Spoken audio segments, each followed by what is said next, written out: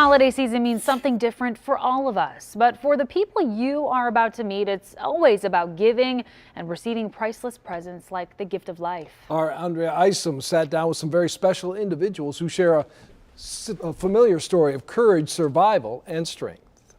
This is a story of how three strangers became incredible friends, friends who will forever be connected by tragedy and grace. Emily called home. She was away at college, and she called home one evening with a headache, and she died the next day. The extreme grief experienced by those who loved Emily most was gut-wrenching, and the cause of her death didn't make sense to Emily's family at all.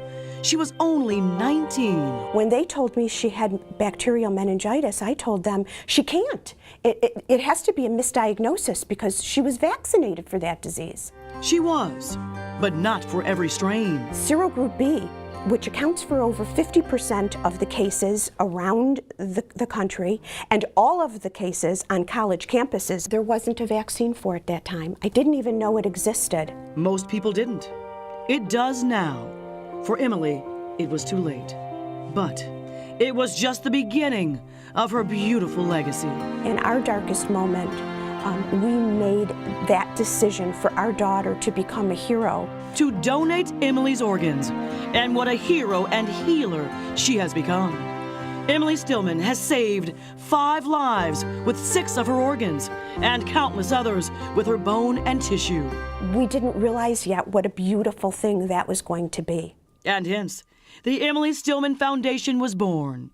And that is how Alicia met Ian. Lucky, fortunate kidney recipient.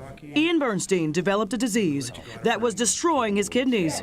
It was aggressive and scary. I thought I had more time. As it turns out, the past year, my health really started deteriorating. It became evident that I was going to need a transplant pretty soon. A blessing was bestowed upon Ian, but it was one that comes with quite an array of emotions. Obviously, somebody had to suffer tragedy for me to get my life back. My donor's name was Tyler Wetzig. He was 26 years old. Tyler's family is the reason why. Saturday, July 29th is Ian's rebirth day. I got to meet them, hug them, thank them, introduce them to my family, and show them how much I appreciate what they did for me. But Ian gives amazing gifts of life as well. He is president of the board of the Gary Bernstein Community Health Clinic in Pontiac. Gary Bernstein is his dad. He never got to see his dream happen during his lifetime. And now, in his death, there's 7,000 people this year that will come through our doors. We'll give away $5 million worth of health care, all for free. Yes, free. I said, let's partner. The Emily Stillman Foundation will provide all the vaccines for you to use. To help save other lives is an incredible display of strength, courage, and honor. She's just, she's a wonderful person. She deserves so much admiration, and I haven't been able to meet either of my donor families, so in a way she is sort of stepping in for them, and I feel that connection. Meet Amy Silverstein. I really should have died at 25 years old, and were it not for organ donation and some terrific medical science, I would not be here. And she should have died again at 50, but Amy is still standing strong. I'm a heart transplant survivor and author. 2 times over. Amy, Ian, and Alicia have a bond like warriors. You know what went down on that battlefield. It is the most beautiful example of the circle of life that could ever exist. The greatest gift that you can give somebody is the gift of life.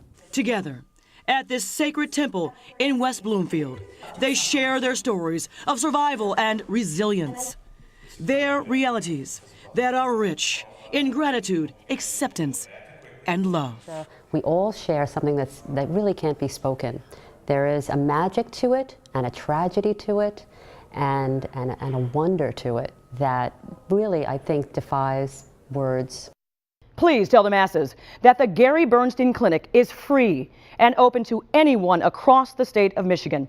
And the Emily Stillman Foundation is always looking for people to spread the word about the work that they do. And on top of all that, Amy Silverstein's story of friendship, hope, and survival is being made into a television series by J.J. Abrams. Incredible, right? And there is so much more where that came from at our website, WXYZ.com. I'm Andrea Isom, 7 Action News.